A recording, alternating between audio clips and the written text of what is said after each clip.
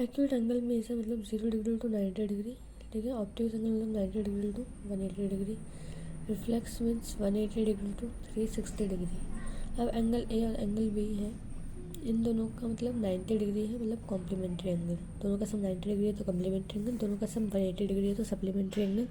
और common vertex अगर है किसी चीज़ का तो टू एंगल आर एडजेसेंट, ठीक है। अगर दो एंगल एडजेसेंट है तो इसका मतलब है कि उनके बीच का जो वर्टेक्स है वो क्या है, कॉमन है। कॉमन आर्म्स होंगे, एक आर्म इसकी कॉमन होगी और दो साइड अपोजिट होंगी। अगर दोनों अपोजिट साइड एक सिंगल लाइन बन जाती है, उनकी 180 डिग्री बन जाती है, तो लीनियर पेयर बन जाता है कि दोनों एंगल्स का सम 180 डिग्री होगा। अब इस एंगल को बोलते हैं vertically opposite angle. Non intersecting lines means parallel lines, okay. Then जो डिस्टेंस होते हैं दो पैरेलल लाइन्स के बीच में वो हमेशा क्या रहती है, same. When sum of two adjacent angles is 180 degree then it is called a linear pair of angle, ठीक है। उसके बाद ये सब तो ठीक ही है, जो भी है। एक ये फॉर्मूला आपके बहुत फेमस है कि अगर ये पूरे एंगल में से इतना एंगल हम माइनस कर देंगे तो ये एंगल आ जाएगा, ठीक है। मतलब जो ये एंगल आएगा वो आएगा इसका हाफ आएगा, मतलब कि इसमें से जब ये माइनस कर देंगे तो वो आएगा इसका हाफ करने पे आर ओ ऐसा आएगा, ठीक है। अब ट्रांसवर्सल लाइन ये जो एक लाइन को काट रही है ऐसे अलग अलग पॉइंट्स पे, अंदर वाले पॉइंट्स होते हैं इनको इंटीरियर एंगल्स बोलते हैं। अब इंटीरियर एंगल अगर सेम साइड में हो जाए, ये जैसे बोलते हैं कंजुगेटिव इंटीरियर एंगल या फिर अलाइड एंगल्स या को इंटीरियर एंगल की एक साइड में यू शेप में, ठीक है। अब कॉरस्पॉन्डिंग एंगल्स बना रही है अगर कोई ट्रांसवर्सल लाइन, तो इसका मतलब लाइन क्या है, आपस में पैरेलल है। इसका ऑपोजिट भी कह सकते हैं, ठीक है, कि अगर कोई ट्रांसवर्स इंटरसेक्ट कर रही है such a way corresponding angles are equal then these lines are parallel. If a transversal intersect two parallel lines then each pair alternate interior angle is equal. अभी अल्टरनेट इंटीरियर एंगल है, इनके pairs आपस में क्या होंगे, equal होंगे, ठीक है। ये तो जानती हूँ सब, इसमें क्या बात करनी है। अगर किसी ट्रायंगल की दो साइड्स अनइक्वल है तो जो angle opposite to the larger side is larger, मतलब कि अगर कोई साइड लार्जर है तो उसके सामने वाला एंगल लार्जर होगा। अगर सामने वाला एंगल लार्जर है तो इसका मतलब उसके सामने वाली साइड लार्जर होगी। शॉर्टर एंगल है मतलब उसके सामने वाली साइड शॉर्टर होगी, और शॉर्ट लाइन है इसका मतलब उसके सामने वाला एंगल शॉर्टर होगा। उसके बाद क्या होगा कि जो ए बी है वो क्या होगा, ग्रेटर देन ए डी, ठीक है। Two figures are congruent if they are same shape and same size. अगर दो फिगर्स क्या होते हैं, कॉन्ग्रुएंट होते हैं, तो they are same shape and same size. ये कि दो साइड्स के सम का सम है ना, तीसरी साइड से तो बड़ा ही होगा, ठीक है। जो दो फिगर्स होते हैं वो कॉन्ग्रुएंट कब होते हैं, जब वो सेम शेप के हों, सेम साइज के हों। दो सर्किल है सेम रेडियस के, वो कॉन्ग्रुएंट सब है ना। Two squares of the same sides are congruent. Angle opposite to the equal side of triangle are equal. Side opposite to the equal angle of triangle are equal. तो quadrilaterals में ये सम of the quadrilateral 360 होता है। Square, rectangle, rhombus, ये सब parallelogram के अंदर है। ट्रेपेजियम पैरेललोग्राम नहीं है। स्क्वायर, रेक्टेंगल एंड रोम्बस को हम बोल सकते हैं क्वाड्रिलेटरल। तो a square is rectangle, you know, and also a rhombus. जो स्क्वायर है वो रेक्टेंगल भी हो सकता है और रोम्बस भी हो सकता है। एक पैरेललोग्राम है is a trapezium. A kite is not a parallelogram. A trapezium is not a parallelogram. ठीक है, ट्रेपेजियम पैरेललोग्राम नहीं हो सकता। ये लाइन ध्यान से देखो, जो एक ट्रेपेजियम है वो पैरेललोग्राम नहीं हो सकता, लेकिन एक पैरेललोग्राम है उसको हम ट्रेपेजियम बोल सकते हैं। A diagonal of a parallelogram divided into the two congruent triangle, ठीक है। मतलब ये पैरेललोग्राम है भाई, ये कॉन्ग्रुएंट ट्रायंगल बन गया। अब जो पैरेललोग्राम है अपोजिट्स आर इक्वल। जो पैरेललोग्राम है इसमें अपोजिट्स आपस में क्या होते हैं, equal. Each pair of the opposite side of a quadrilateral is equal then it is a parallelogram. अगर each pair of opposite sides of quadrilateral is equal, मतलब हर एक पेयर है जो अपोजिट साइड क्वाड्रिलेटरल का अगर इक्वल है तो वो क्या हो जाएगा, एक पैरेललोग्राम हो जाएगा। In parallelogram opposite angles are equal. जो पैरेललोग्राम है उसमें क्या हो जाता है कि जो अपोजिट एंगल्स हैं वो आपस में इक्वल होंगे। Each pair of opposite angle is equal, तो वो क्या हो जाएगा, पैरेललोग्राम। अब यहाँ पे एक तीन चीज़ें देखो कि जो diagonal of the parallelogram bisect each other, diagonal एक दूसरे को बराबर भागों में बांट रहे, मतलब ये जितना होगा उतना ही होगा, ये जितना होगा उतना ही होगा। If the diagonal of a quadrilateral bisect each other, it mean this is a parallelogram. And the diagonals of a rhombus are perpendicular to each other. Rhombus के डायगोनल्स होते हैं वो आपस में क्या होते हैं, परपेंडिकुलर होते हैं। ठीक है, दोनों में ये डिफरेंस है कि जो पैरेललोग्राम के डायगोनल्स हैं वो तो एक दूसरे को बाइसेक्ट करते हैं, जबकि जो रोम्बस के डायगोनल्स हैं आपस में क्या है, परपेंडिकुलर है। और two parallel lines L and M are intersect by the transversal show that the quadrilateral formed by the bisector interior angle is rectangle. Two parallel lines L and M are intersected by a transversal line that is P. Now the quadrilateral formed by the bisector of interior angles, ठीक है, is a rectangle because all are 90 degrees. Remember, यहाँ पे bisector of the angles of parallelogram form a rectangle. That is important point that makes a rectangle. That bisectors also make rectangle. A quadrilateral is a parallelogram if a pair of opposite side is equal and parallel. Quadrilateral is a parallelogram of a pair of opposite side equal हो, parallel हो. If the diagonal of parallelogram are equal, then show that it is a rectangle. If the diagonal of the quadrilateral bisect each other at right angle, then it is a rhombus. If diagonal bisect each other at right angle, diagonals of a square are equal, bisect each other at right angle.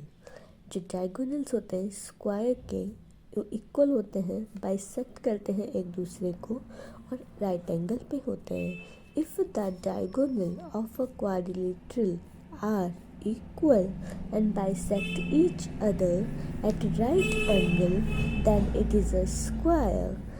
ABCD is a rhombus and PQRS is a midpoint of the side AB. That it is a rhombus already, and the middle points when we join PQRS become rectangle. And ABCD is a rectangle and PQRS are the midpoint of the side AB, BC, CD, DA quadrilateral. Then PQRS is a rhombus. ABCD is a rectangle and PQRS are midpoint of the side AB, BC, CD, DA quadrilateral. PQRS is a rhombus. So line segment joining the midpoint of the opposite side of a quadrilateral bisect each other, it doesn't matter. Parallelogram क्या है, opposite sides are equal, opposite angles are equal, diagonals bisect each other, a pair of opposite sides is equal and parallel. ठीक है, so parallelogram opposites, diagonals of rectangle bisect each other, bisect भी करते हैं और आपस में equal भी होते हैं। जबकि जो पैरेललोग्राम होता है उसमें उसके डायगोनल वो बाइसेक्ट तो करते हैं बट आपस में इक्वल नहीं होते हैं। मेजर डिफरेंस यही है। पैरेललोग्राम में इसके अंदर डायगोनल बाइसेक्ट तो करते हैं लेकिन इक्वल नहीं होते, लेकिन रेक्टेंगल में बाइसेक्ट भी करते हैं और इक्वल भी होते हैं। अब यहाँ पे जो रोम्बस है उसमें बाइसेक्ट भी करता है, राइट एंगल में बाइसेक्ट करता है, ठीक है। अगर इक्वल भी हो जाए तो वो आपका स्क्वायर बन जाएगा। अब जैसे स्क्वायर है उसमें बाइसेक्ट करते हैं एक दूसरे को राइट एंगल पे और इक्वल भी होता है, ठीक है। तो ये स्क्वायर और रेक्टेंगल पे इक्वल वाला केस लागू होता है, लेकिन पैरेललोग्राम और रोम्बस पे इक्वल वाला कोई केस लागू नहीं होता। यहाँ पे क्या होता है, बाइसेक्ट करते हैं और एक दूसरे से राइट एंगल पे है, that's all. Parallelogram same base पे होता है, उनका एरिया ऑलमोस्ट सेम होता है। जो ट्रायंगल सेम बेस पे होता है उनका एरिया आपस में क्या होता है, इक्वल। फिर parallelogram on the same base, same parallel side, ठीक है। फिर यहाँ पे है इसे इंटीजर पैरेललोग्राम में भी सीधे शो दैट। फिर ये है और ये है, करेगा half of A B C D, ठीक है। Median of the triangle divided into the two triangle of equal areas, है ना। इस सर्कल के दो कोड्स हैं, ए बी और सी डी। इन कोड्स पे जो एंगल बन रहे हैं ना, अगर कोड आपस में इक्वल है तो जो एंगल सबटेंडेड बाय कोड है ना वो भी आपस में इक्वल होगा, ठीक है। Subtended bye code are equal, it means code is also equal. उसके बाद परपेंडिकुलर बाइसेक्टर जो होता है ना वो बाइसेक्ट करता है, मतलब ये और ये बराबर है। अगर कोई ऐसे कोड है कि कोई सी लाइन अगर इससे जॉइन करेगी, दोनों लाइन आपस में बाइसेक्ट करे, तो इसका मतलब क्या होगा, बेसिकली परपेंडिकुलर ड्रॉ हो सकता है, वहाँ से परपेंडिकुलर बाइसेक्टर होगा। थ्री नॉन कोलिनियर पॉइंट है, ठीक है, तो उनसे सिर्फ एक ही और एक सर्कल पास हो सकता है। कल एक दूसरे को इंटरसेक्ट कर रहे हैं तो उनमें क्या होगा, जो सेंटर है वो परपेंडिकुलर बाइसेक्टर पे लाई करेगा। कुछ सर्कल है तो उसके जो कोड है वो क्या होगा, इक्वी डिस्टेंस होगा फ्रॉम द सेंटर। है कि the angle subtended an arc at the center is a double the angle subtended by it at any point on the remaining part of circle। तो अगर angle alpha है तो arc पे subtend होने वाला angle कितना होगा, 2 alpha. Angle in the same segment of a कोड सर्कल आर इक्वल। अगर सेम सेगमेंट में कोई एंगल्स बन रहे हैं तो आपस में क्या होंगे, इक्वल होंगे। जैसे कि ये है सेगमेंट है, इस पर एक एंगल ये बनाया, एंगल बनाया, तो ये एंगल आपस में क्या होंगे, बराबर। The sum of either pair of opposite angle of a cyclic quadrilateral is 180 degree. अगर ये है एक साइक्लिक क्वाड्रिलेटरल बन रहा है, ये और एंगल कितना होगा, 180 डिग्री का होगा।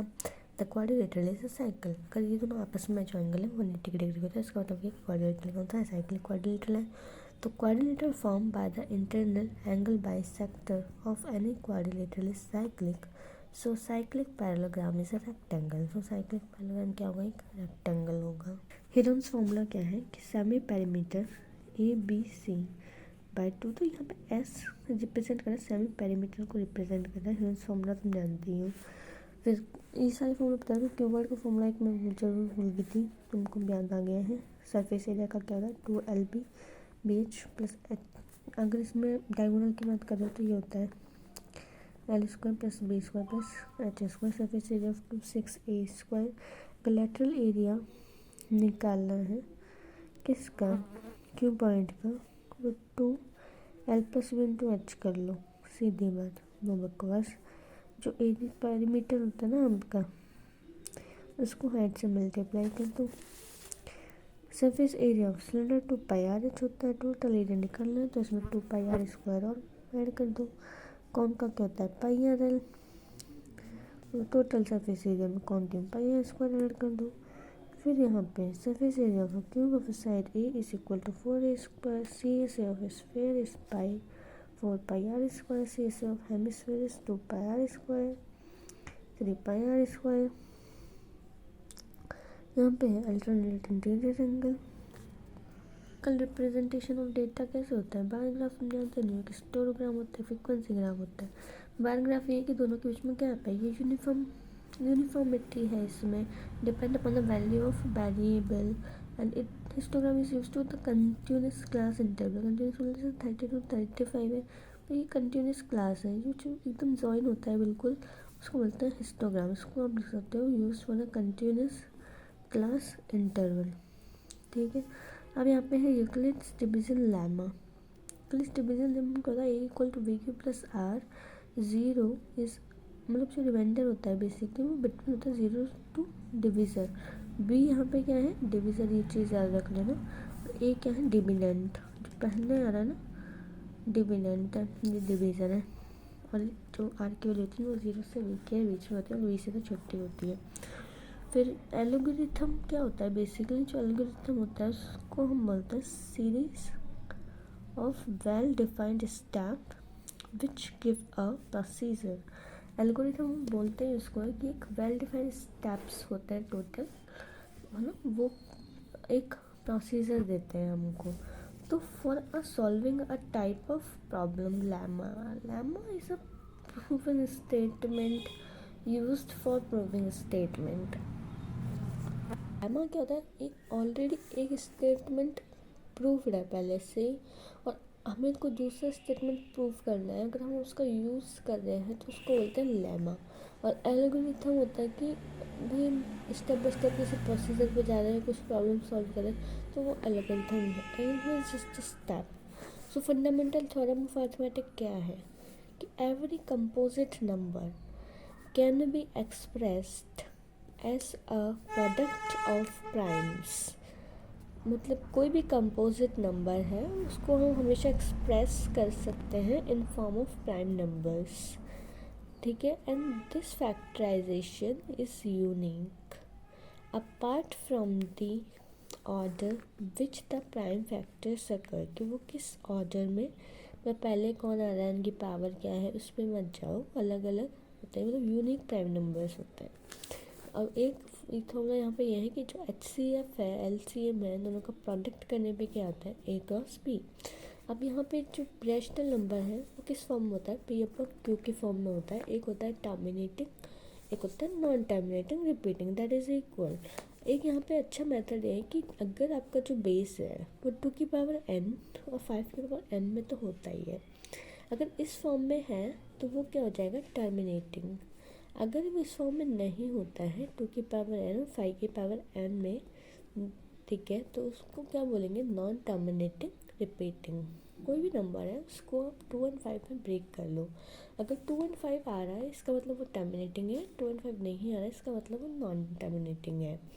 अब यहाँ पे अगर HCF जैसे PQR है, इधर भी LCM है, तो नॉट इक्वल टू PQR, इसका मतलब है कि LCM of PQR equal to PQR HCF PQR HCF PQ, मतलब ये टू के पेयर्स में है, ठीक है।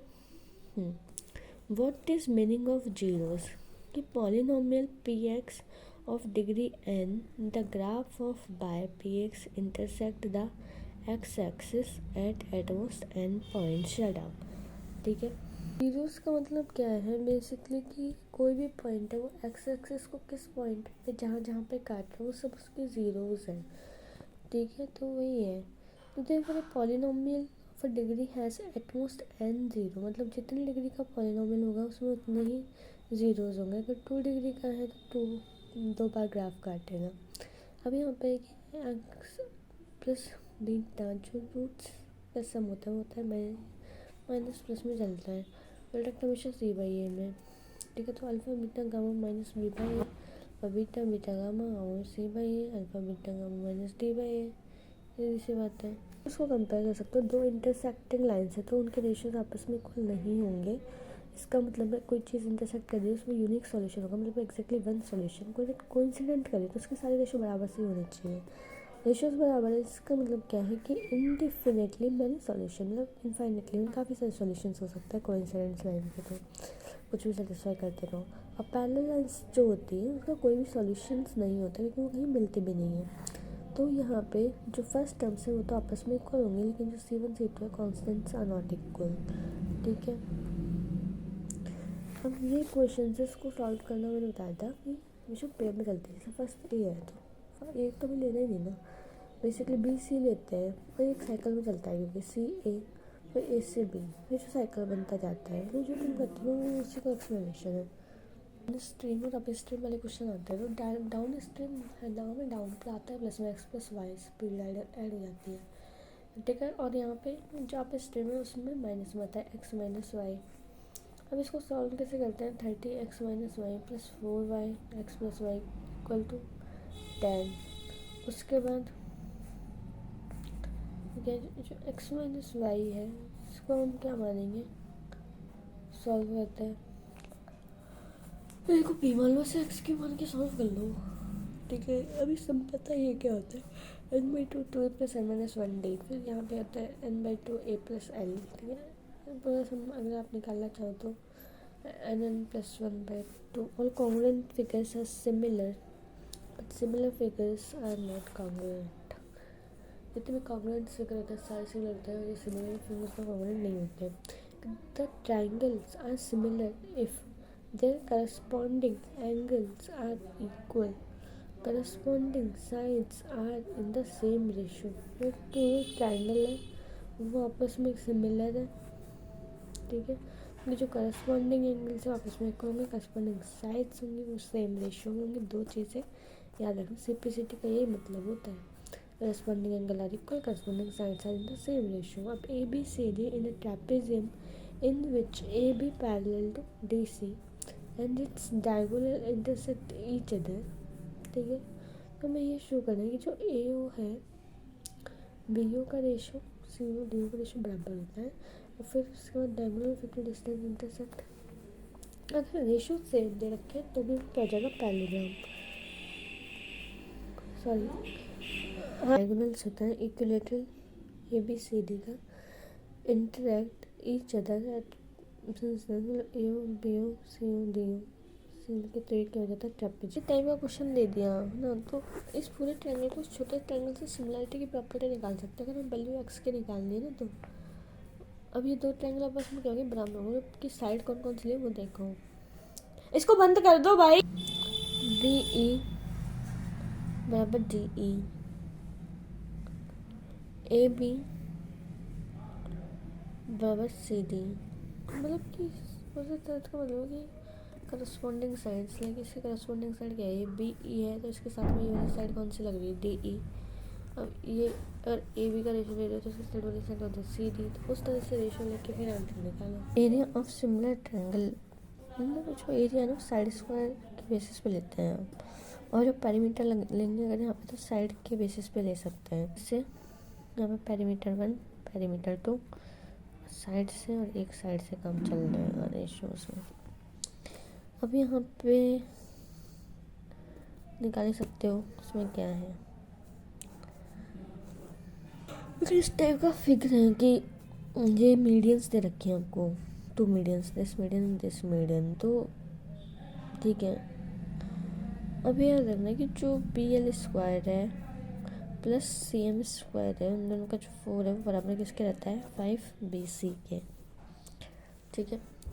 अब यहाँ पे है कि OB square plus OD square equal to OA square plus OC square. यहाँ पे कि जो ABC है in an isosceles triangle right angle at C, so जो AB स्क्वायर होता है वो होता है 2AC स्क्वायर के, ठीक है।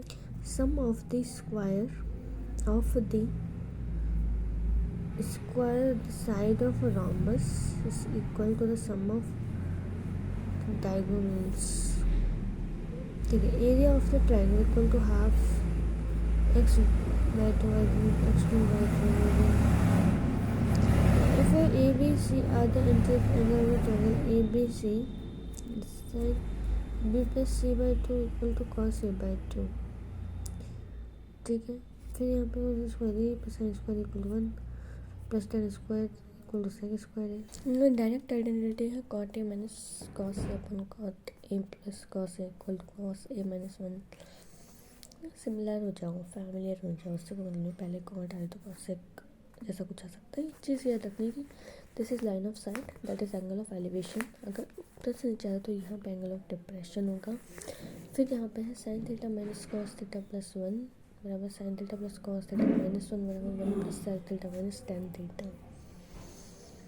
ठीक है। मतलब sine theta minus cos theta plus 1 sine theta plus cos theta minus 1 plus sine theta minus tan theta. यहाँ पे cosec theta minus cos theta square equal to 1 minus cos theta 1 plus cos theta. Cos theta 1 plus sine A plus 1 plus sine A पर cos theta equal to sine A. 1 minus 9 bravos sec plus 10a. That is a formula you have to remember. External angle से कोई tangent draw करते हैं हम किसी circle में, दोनों tangent आपस में क्या होंगे, इक्वल एंगल ही बनाएंगे, ठीक है। अब इसके बाद क्या है कि 2 tangent TP and TQ are drawn from a circle. 2 tangent यहाँ पे होता है TP और यहाँ पे है TQ are drawn to a circle with centre O from an external point यहाँ पे जो PTQ है is equal to 2 O P Q, मतलब कि जो एंगल पी टी, मतलब ये वाला एंगल है basically, that angle that is P T Q है, ठीक है। वो क्या होता है, डबल एंगल होता है ओ पी क्यू का, ठीक है। फिर यहाँ पे एंगल टी आर पे similar to the triangle P R Q, corresponding sides are equal. तो जैसे कि यहाँ पे ये है एंगल टी पी आर है, जब ये हो गया टी पी आर, और एक ट्रायंगल है पी आर ओ, दोनों ट्रायंगल उसमें क्या है, सिमिलर, करस्पॉन्डिंग साइड्स आपस में क्या होंगी, इक्वल। ये साइड एक तो ये इक्वल हो ही गई, तो यहाँ पे क्या है T P upon P R P O R O. नहीं समझ नहीं आया मुझे, और कुछ ऐसे ही, पर है क्या ये मतलब जो टी पी है 22 इतने सेंटीमीटर आ रही है, तो एक quadrilateral A B C D drawn to the circumscribe circle prove that कि A B plus C D equal to A D plus B C, ठीक है। आमने सामने साइड का सम बराबर होता है, ठीक है। अब यहाँ पे parallelogram subscribing circle is a rhombus. अगर कोई एक सर्कल है और उसमें कोई पैरेललोग्राम सब्सक्राइब होता है तो वो क्या बनता है, रॉम्बस। पाए basically circumference upon diameter, length of fence निकालते हैं तो टोटल कॉस्ट में आप राइट का भाग ले लो, वो निकलेगा लेंथ ऑफ फेंस। इसको बोलते हैं माइनर सेक्टर, इसको बोलते हैं मेजर सेक्टर, ठीक है। ये होता है माइनर सेगमेंट, ये होता है major segment. Area of sector of the angle theta बराबर 360 multiply pi r square, length और द सेक्टर पाई पर 360 2 pi r, volume of system of cone 1/3 pi h, r square r two square r one r two. The curve surface area of the system of cone is pi are one plus are two l, l की value को under root H square minus R one, ऐसे R two को minus कर देंगे, square कर देंगे। Total surface area of system क्या होता है, pi L R one plus are two plus pi L R one square plus pi are one square. Mode of group data mode L plus F one minus F zero two F one F zero F two multiply H. Median क्या होता है, L plus N by to minus C F by F multiply by h. F frequency of model का F zero frequency of president, ये है 3 median equal to mode plus 2 mean, और 3 median minus 2 mean, 3 median mode plus 2 mean है, 3 median minus 2 mean.